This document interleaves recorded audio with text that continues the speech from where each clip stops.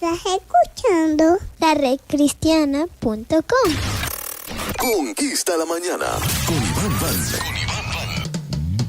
Bueno, llegó el momento de entrar a clase hoy aquí en este Conquista la Mañana con Iván Van. Señor, yo tengo mi hojita y mi lapicero. Lápiz, papel y a tomar nota porque es muy importante lo que vamos a escuchar a continuación. ¿Cómo hacer un estudio bíblico? Es el tema que nos ocupa hoy en nuestro segmento de Ayúdame, Pastor, con nuestro queridísimo pastor Ronald Torres. Un abrazo, pastor, buen día, ¿cómo estamos? Saludos, Ivancito, Claudia y a toda la gente linda de la redcristiana.com. ¿Cómo amanecen? Yo amanezco muy bien, gracias a Dios, dándole gracias a Dios por un día más de vida, ¿verdad? Gracias al Señor, sí, claro que sí, hay que agradecer a Dios permanentemente, diariamente y en todo momento. ¿Y ustedes cómo se sienten? Bien, gracias al Señor, aquí tranquilos, haciendo lo que más nos gusta, haciendo programas de radio que edifican, llevando mensaje de fe, de esperanza, de salvación, compartiendo la palabra y aprendiendo, pastor. Día a día aprendemos más y más y más cosas, sin duda alguna. Así que estamos muy felices, por ejemplo, del tema de hoy, cómo hacer un estudio bíblico. Yo siempre, por ejemplo, me lo he preguntado, sobre todo de una manera práctica, didáctica, y que las personas entiendan fácilmente y que no lo tomen a veces como una carga o como algo, ay, qué complicado, sino como que buscar esa fórmula para que el estudio bíblico sea práctico, fácil de entender y obviamente muy importante para nuestra vida cristiana, pastor. Claro que sí, Ivancito, y creo que una de las cosas que como cristianos deberíamos cada día procurar, ¿no?, es entender lo que Dios nos dice a través de su palabra. Recordemos que la palabra, toda la palabra de Dios es inspirada por Él a través de su Espíritu Santo. Y hay una sola partecita que no fue inspirada por el Espíritu Santo, sino que Dios mismo la escribió, y fueron los 10 mandamientos. Fue el dedo de Dios quien escribió eso. Esa es la única parte de la Biblia. Cuando usted le pregunte, mire, ¿cuál es la única parte de la Biblia que no fue inspirada por el Espíritu Santo? O sea, que no la escribieron los hombres, que la escribió el mismo Dios con su puño y letra. Fue los 10 mandamientos cuando Dios le dio la tabla a Moisés en el monte. Esa es la única. Lo demás todo fue inspirado por Dios y usando a hombres a lo largo de la historia para escribir su palabra.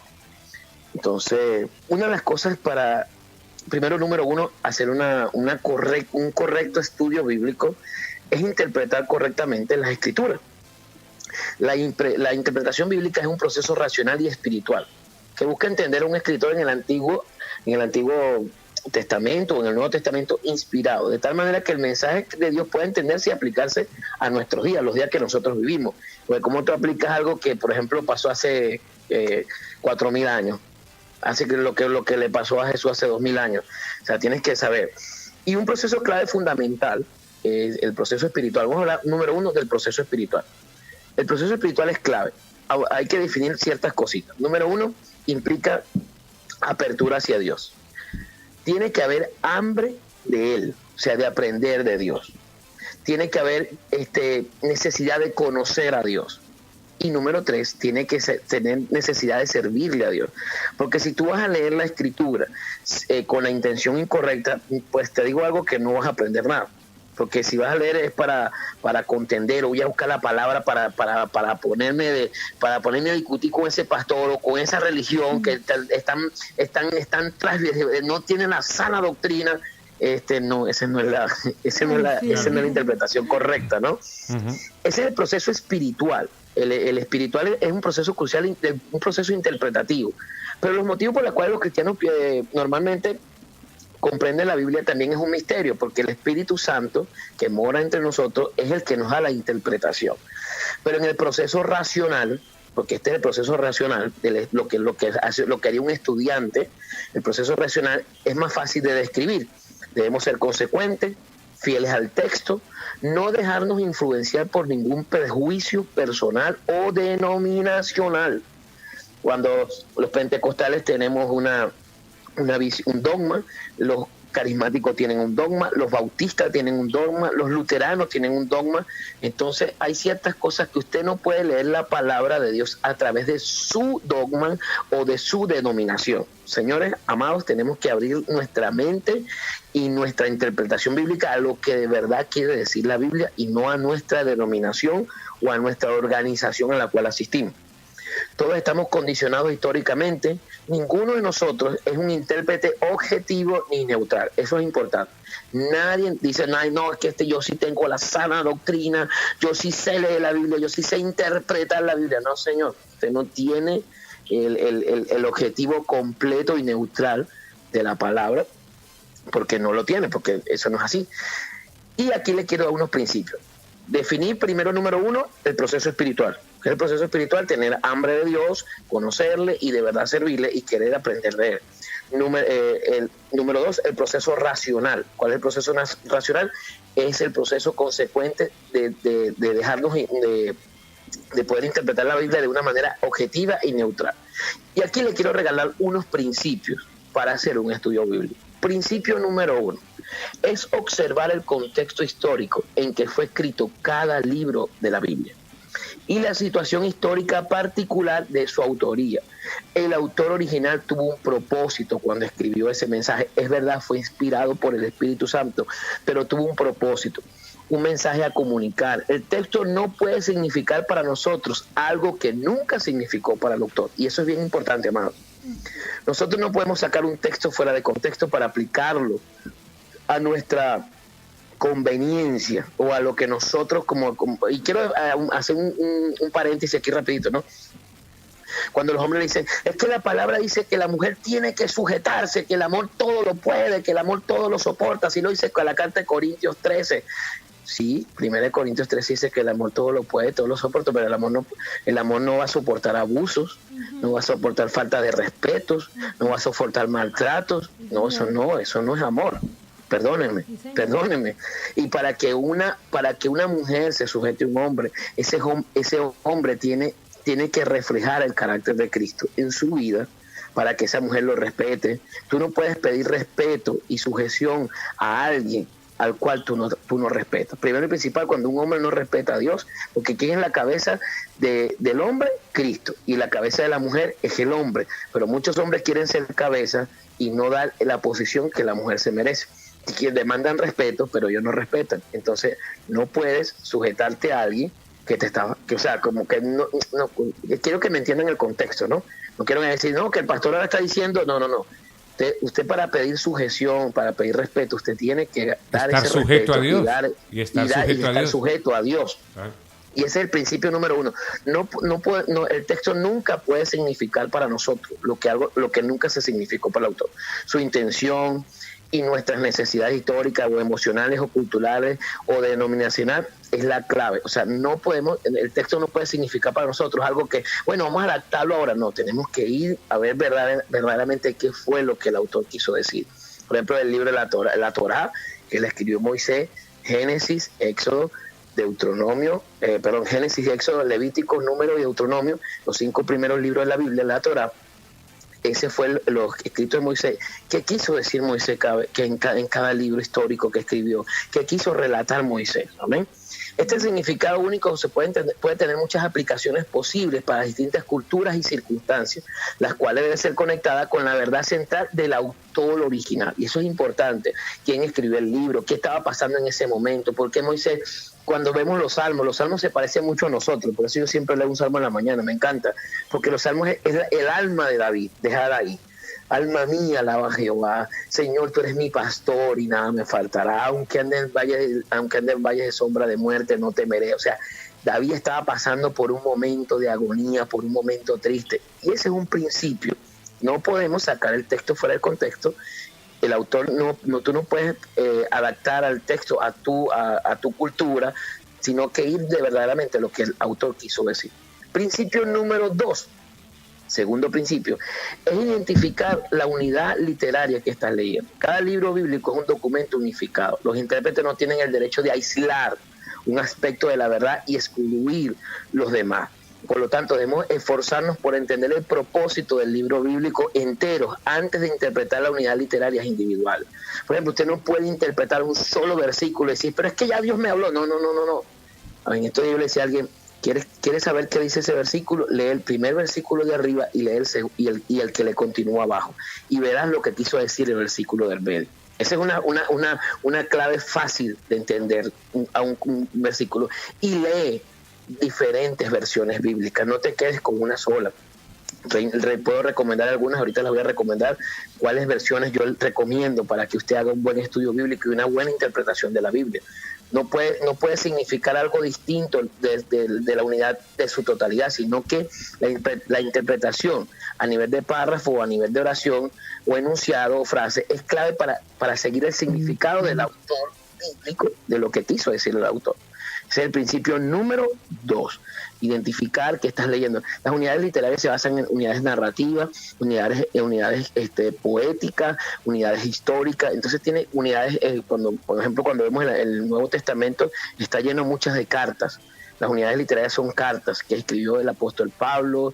Vemos el Hecho de los Apóstoles, que es como un estado narrativo de la primera iglesia, donde Lucas le escribe a Teófilo y le explica lo que está sucediendo. O sea, él le manda la carta a alguien, y esa carta de Hechos de los Apóstoles es una carta que Lucas le manda al excelentísimo Teófilo y le explica lo que estaba pasando.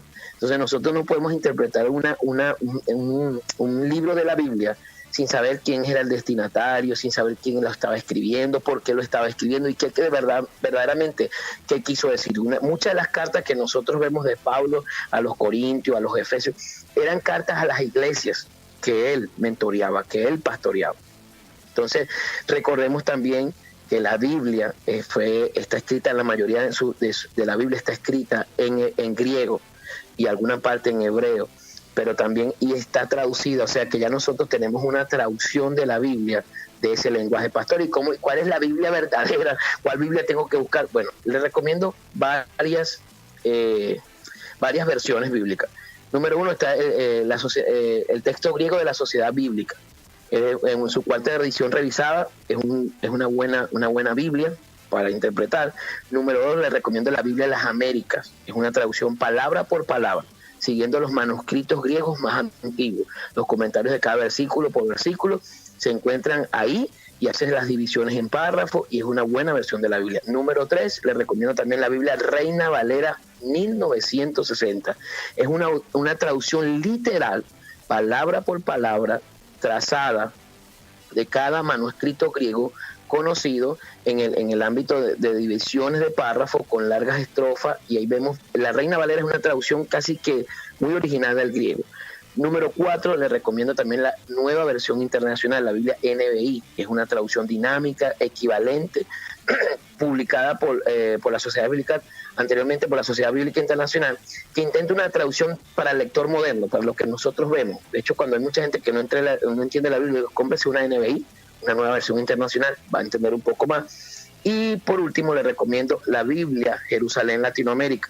Es una traducción dinámica, equivalente, basada en una traducción de un compendio de los escritos bíblicos, también manteniendo el mismo orden de los antiguos escritos. Pues.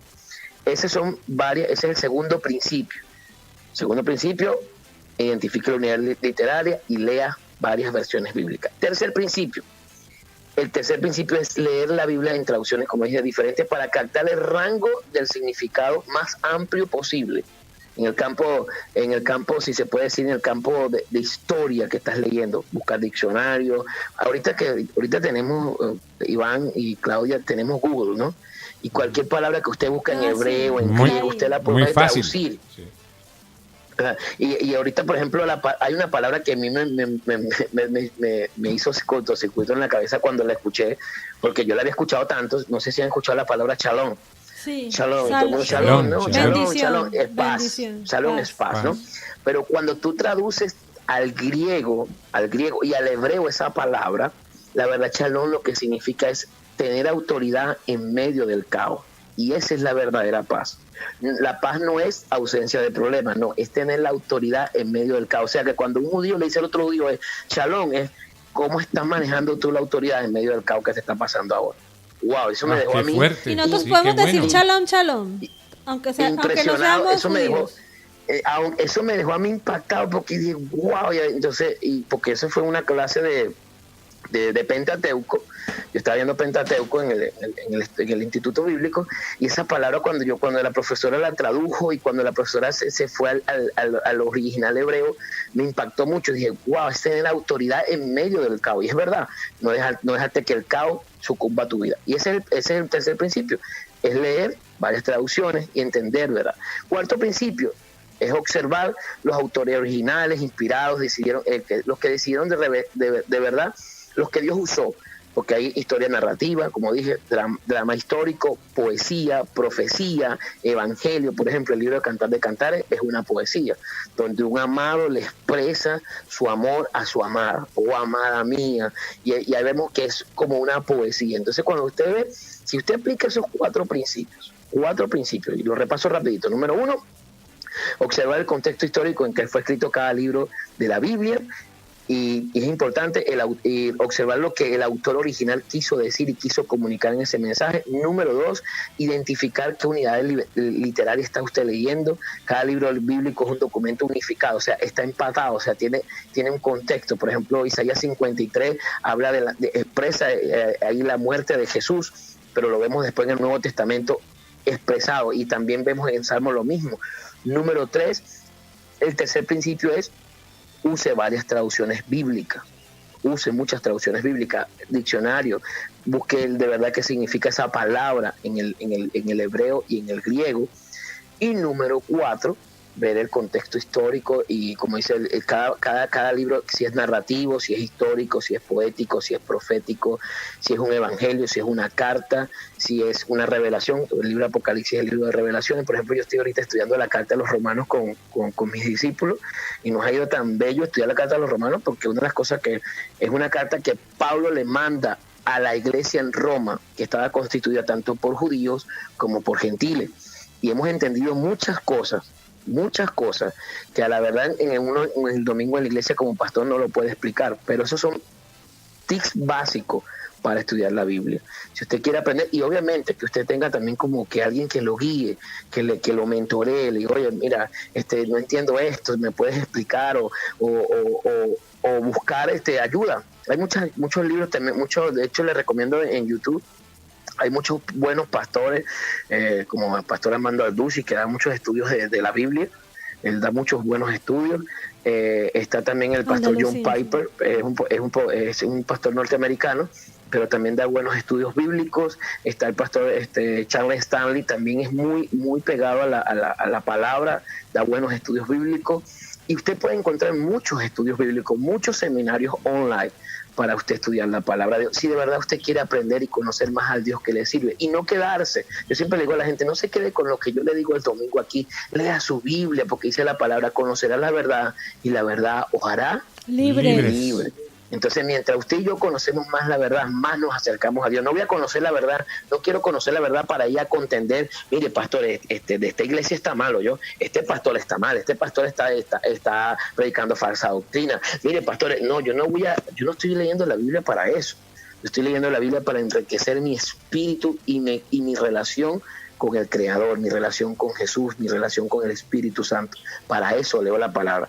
Y esos son unos tips que le estoy dando para que usted pueda interpretar, entender y hacer un estudio bíblico sencillo en su casa. Usted dirá, wow, pastor, es como mucho, ¿no? No es como mucho. Si usted lo pone a ver, es básico. Cómprese 3 versiones bíblicas. Les recomiendo que piensen, si usted me pregunta ahorita, que me imagino que esa es la pregunta que me vas a hacer, pero antes que me la haga te la voy a responder. Ya te leí el pensamiento. Pastor, ¿y qué libro comienza? ¿Por dónde comenzamos? Sí. Comience con el libro La Carta a los Romanos, escrita por el apóstol Pablo, el apóstol a los gentiles. Comience a estudiar la Carta a los Romanos, se la recomiendo, y después que usted termine la Carta a los Romanos, comience con el Evangelio de Juan. No se vaya a meter en Apocalipsis, no se vaya a meter en Números, no se vaya a meter en el Levítico, todavía no, amado. Comience con Romanos, y lea capítulo por capítulo. De hecho hay segmentos en cada la Biblia está dividida en capítulos y en versículos. Agarre un capítulo, léalo, escríbalo, redacte lo que más le llama la atención, qué Dios te quiere decir ahí a ti, no para los demás. Oye, esta palabra está buena para Iván, que yo se la demandé a Iván. No. ¿Qué te quiere decir esa palabra a ti? Porque a veces somos buenos diciéndole para los demás. O como cuando uno va a la iglesia y dice, oye, esa predica está buenísima. Oye, fulanito está el que estuviera aquí. Ojalá tuviera María aquí, que esa predica estaba buena para María. No, esa predica está buena es para ti. Sí. Porque tú eres el que estás ahí, tú eres el que necesita. Y el que me está escuchando ahora dice, oye, yo le voy a decir a fulanito, así es que tenemos que estudiar la Biblia. No, señor, estudiala tú y aprende tú para poder ayudar a otros. Claro. Y eso es lo que yo como pastor hago cada día, a prepararme yo para poder ayudar a la gente que está conmigo, para poderlo llevarlos a la verdad, llevarlos a la luz. Nosotros tenemos ahorita, esta semana comenzamos el capítulo 3, vamos capítulo por capítulo del libro de Romanos, y yo tengo una serie ahorita de prédicas de Romanos en mi iglesia, y así es que vamos estudiando la palabra. Y a la luz de la Biblia, y preguntando, mire, ¿qué significa esto? ¿Qué significa aquello? Y estudiando para no para contender, sino para ser cada día mejores para Dios. Amén. Aprender. ¿Hay sí, alguna señor. otra pregunta? No, pastor, me quedé con la definición de shalom, me quedó impactado. Repítela, bendición, por favor, para algunos que de repente por ahí no la captaron muy bien. Repítenos esa definición de shalom que aprendiste también. Shalom en hebreo significa tener autoridad en medio del caos, y shalom significa paz. La palabra paz en hebreo es shalom, y eso cuando un judío le pregunta a otro judío es shalom, le está preguntando es cómo estás tú, cómo estás controlando tú la situación que te está pasando ahora. Los judíos no se saludan como nosotros, que epa, ¿cómo estás? Epa, Iván, ¿cómo está todo? No, todo bien, hermano. No, le pregunta es shalom, es cómo está tu paz, cómo estás controlando la situación que te está pasando ahora. Porque Jesús lo dijo, por eso que me encanta la Biblia, porque Jesús lo dijo en Juan 16:33, en el mundo tendréis aflicciones, pero tranquilo, yo he vencido al mundo. ¿Qué te está diciendo él? Tranquilo, yo soy el shalom, o sea, yo soy tu paz. Por eso es que cuando nosotros decimos tenga la paz del Señor, tenga el control, que deja que Dios tenga el control de tu paz. No le entregues tu paz a las deudas, no le entregues tu paz a los biles, no le entregues tu paz a la depresión, no le entregues tu paz al vecino, no, esa paz es tuya. Amén. Amén. Sin duda alguna. Más claro, el agua. Ahí quien te está. la roba y quien te la quita, ¿no? Sin duda. Y para terminar, quiero otra palabrita es la Torá. ¿Qué significa la Torá? La Torá en hebreo significa instrucción o enseñanza, y en griego significa ley. O sea que cuando un judío dice, no, que la ley de Moisés, que la Torá, a la verdad, cuando tú vas a la palabra, Dios lo que siempre le dio al ser humano no fue una ley, fue una instrucción, una enseñanza. Eso fue lo que Dios nos dio, y eso es lo que significa la Biblia. La Biblia no es un libro religioso, no es un libro de normas, es un libro de instrucción y de enseñanza para saber vivir esta vida. Eso es lo que es la palabra del Señor en nuestras vidas. Amén. Cuando usted busca la palabra Torá, que es el Pentateuco, significa enseñanza y instrucción, pero en griego significa ley, y todo el mundo siempre agarra la parte del griego. Dice, bueno, la ley dice, porque la ley, los diezmos en la ley de Jehová, y el sacrificio, pero eso era la ley, y ahorita estamos en el nuevo pacto. No, señor, toda la Biblia es un libro de instrucción y de enseñanza, no un libro de leyes ni de normas, instrucción y enseñanza. ¿Amén? Excelente, amén, querido pastor. ¿Dónde te consiguen nuestros oyentes? @CDE Miami, me pueden conseguir en nuestra iglesia Centro de Esperanza Internacional, que más que una iglesia somos una familia. Me pueden conseguir en @Pastor Ronald Torres, y también nos pueden conseguir en la www.laredcristiana.com, por supuesto, todos los días a las 2 de la tarde, con repetición a las 10 de la noche, y también nos pueden conseguir en la www.centrodesperanzamiami.org. Pastor, ahí nos pueden escribir un correo y nos pueden decir Shalom, pastor. Shalom. Tengan shalom, amén. Shalom, amén. Un abrazo, querido. Tremenda Dios enseñanza la de hoy, mi querido gracias. pastor. Muchas gracias, de verdad. Bendiciones. Amén. Qué bueno. Qué lindo. El shalom para ustedes. Amén. Gracias, amén. Amén. Un Para abrazo. todos los que nos están oyendo ahora en la Red Cristiana. Amén. Amén, pastor. Shalom para ti también. Bendiciones. Amén. Amén, gracias. Qué bonito, qué tremendo. Shalom, tener autoridad en medio del caos. Esa autoridad que viene de Cristo Jesús. Estás escuchando laredcristiana.com. En laredcristiana.com encuentras Programas que entretienen, música que edifica, información completa y variada, eventos internacionales, empresas que aportan, actualidad mundial, mensajes positivos y grata compañía. LaRedCristiana.com, una plataforma interactiva que te conviene. LaRedCristiana.com y esta estación, atrapando almas para Cristo.